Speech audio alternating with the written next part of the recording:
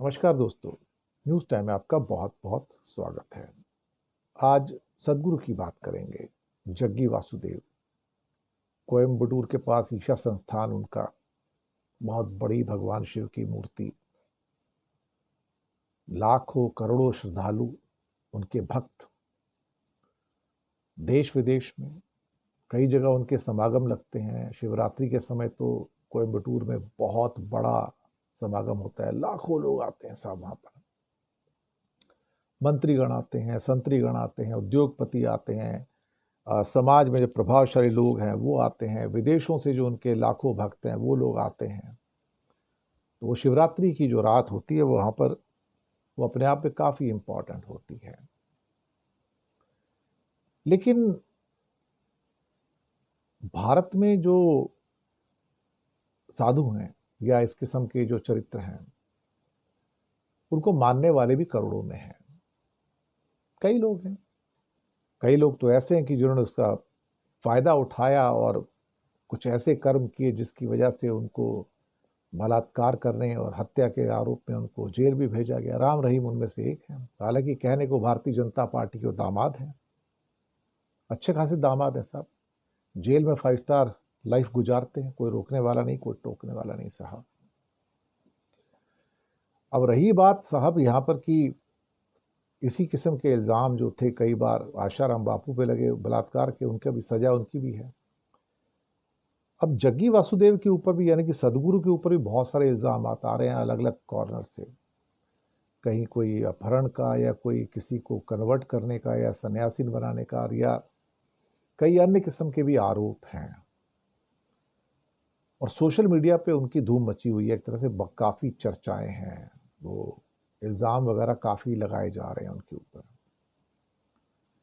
सच क्या है, झूठ क्या है, पर्दे के बाहर क्या है, पर्दे के पीछे क्या है, कम से कम ये सच जनता के सामने बाहर आना चाहिए। मैं ये सोच के चलता हूँ कि जो भी पब्लिक लाइफ में है, और ख़ास तौर से सदगुरु जैसे जिनका पूरी दुनिया में सम्मान है, मोटरसाइकिल चलाने के आदी रहे हैं, शौकीन रहे हैं, कहने को काफ़ी आध्यात्मिक शक्तियाँ भी उनके पास हैं। अब कितनी है तो मुझे नहीं पता। मैं कोई व्यक्तिगत रूप से सदगुरु का भक्त नहीं हूँ, मैं आपको बताऊँ। उनकी अपनी परंपराएं मान्यताएं हैं, मेरी अपनी मान्यताएं हैं जो धार्मिक मान्यताएं हो सकती हैं। तो ज़रूरी नहीं कि उनकी मान्यताओं के साथ मैं एग्री करूं या सहमत हूं। तो वो उसमें कोई नई बात नहीं है। सहमत असहमत होना लोकतंत्र में वाजिब है, स्वीकार किया जाना चाहिए। लेकिन कई किस्म के जो इल्ज़ाम उनके ऊपर आ रहे हैं वो चिंता में डालने वाले हैं कि सच क्या है, झूठ क्या है। अल्टीमेटली आप पब्लिक लाइफ में हैं तो फिर प्रोबिटी होता है ना, प्रोबिटी, यानी कि सत्य क्या है अल्टीमेटली, कि जो दिखाया जा रहा है वो सत्य है या जो छुपाया जा रहा है वो सत्य है, और जो इल्ज़ाम लगाए जा रहे हैं वो सत्य हैं या फिर वो वाहियात किस्म के बदनाम करने के लिए इल्ज़ाम है सारे के सारे। कई किस्म के सोशल मीडिया के अंदर आरोप प्रत्यारोप और साथ में सबूत भी दिखाए जा रहे हैं। मुझे लगता है कि आरोप हैं, प्रत्यारोप हैं और सबूत हैं, तो फिर उनकी जो जांच सही अथॉरिटी के द्वारा होनी चाहिए। किसी कोई व्यक्ति कह दे कि ये इल्ज़ाम है तो मुझे लगता है कि वो भी उचित नहीं है। फिर उसके लिए प्लेटफॉर्म्स हैं, पुलिस के प्लेटफॉर्म्स हैं, इन्वेस्टिगेशन जो एजेंसीज हैं उनके प्लेटफॉर्म हैं, अदालत के प्लेटफॉर्म्स हैं। तो उनको अगर ऐसा कुछ है तो उनको जांच करवा के दूध का दूध और पानी का पानी करना चाहिए कि अल्टीमेटली असलियत है क्या वहां पर, क्या वो दोषी हैं।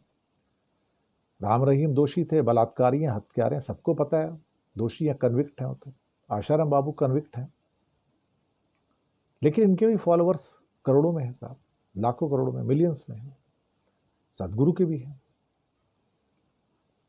राम रहीम के तो लाखों करोड़ों फॉलोअर्स तब हैं जबकि वो कन्विक्ट है, बलात्कारी है, उनको पता है बलात्कारी और हत्यारा है, तब भी उसके जो सो कॉल्ड भक्त जन है वो मानते नहीं कि भाई ये बलात्कारी हत्यारा है। तो उनको कैसे रोका जाए? अंधभक्ति में अगर इंसान चला जाए तो कैसे क्या किया जाए? ये भारत का दुर्भाग्य एक्चुअली देखा जाए तो। अब ऐसे बागेश्वर बाबा भी है, बाबा रामदेव भी हैं, बहुत सारे यहाँ तो लाइन लगी हुई है पूरे के पूरे, ना जाने कितनों की यहाँ पर रोजी रोटी उसी पे चल रही है, बल्कि पूरे एम्पायर सिंहासन बना के रखे हैं सर। कितने साधु लोगों ने अपने सिंहासन बना के रखे हुए साहब, और दुनिया पे राज कर रहे हैं। बहुत पैसा उनके पास, करोड़ों अरबों रुपए साहब। अब सवाल ये पैदा होता है यहाँ पे कि क्या सदगुरु सच्चे हैं या फिर पर्दे के पीछे कुछ और है, या फिर उनके कुछ पाप हैं। अब ये तो जांच का विषय है, मैं तो यहाँ किसी का पक्ष नहीं लूंगा। मैं तो ये कहूंगा अगर कुछ है छुपाया गया तो बाहर आए जांच के द्वारा, और जांच निष्पक्ष होनी चाहिए। और फिर न्यायपालिका इस बात को साबित करे भाई सच क्या है, झूठ क्या है। लेकिन फिर बड़े लोगों को पॉलिटिकल पैट्रोनेज भी काफी रहता है, सपोर्ट बहुत रहती है, तो जांच ढंग से हो नहीं पाती। अडानी के खिलाफ कहाँ जांच होती है अल्टीमेटली, आप तो सोच सकते हैं ना। तो जो पॉलिटिकली वेल कनेक्टेड है, पावरफुल है, तो जांच नहीं होने देते। राम रहीम के खिलाफ भी कहाँ इतने आसानी से फैसले आए साहब, बड़ी मुश्किल से फैसले आए वहां पे। तो ये सब चीजें, आशाराम बापू का केस भी यही था। तो यहां भी फैसला कोई आसानी से तो आएगा नहीं ना। लाखों लोग जो उनके फॉलोअर्स हैं, मिलियंस, या फिर राजनीति में जो उनके फॉलोअर्स हैं, वो इतनी जल्दी फैसले भी नहीं आने देंगे। तो न्याय प्रक्रिया में बाधा तो आएगी ना अल्टीमेटली। पर मैं ये समझ के चलता हूं कि बिना लेफ्ट और राइट किए कि जो सच है वो बाहर आना चाहिए। अगर सच बुरा है, विभत्स है, वो भी बाहर आना चाहिए। और अगर ये प्रक्रिया सिर्फ उनको बदनाम करने की है तो वो भी बाहर आनी चाहिए। न्याय तो होना चाहिए, हम न्याय के पक्षधर हैं।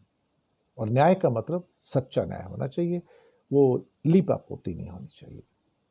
तो सदगुरु का झूठ क्या है, सच क्या है, ये तो पूरी न्याय प्रक्रिया के बाद और जांच के बाद पता लगेगा। उससे पहले अब कीचड़ तो उछल रहे हैं, क्या कहा जाए।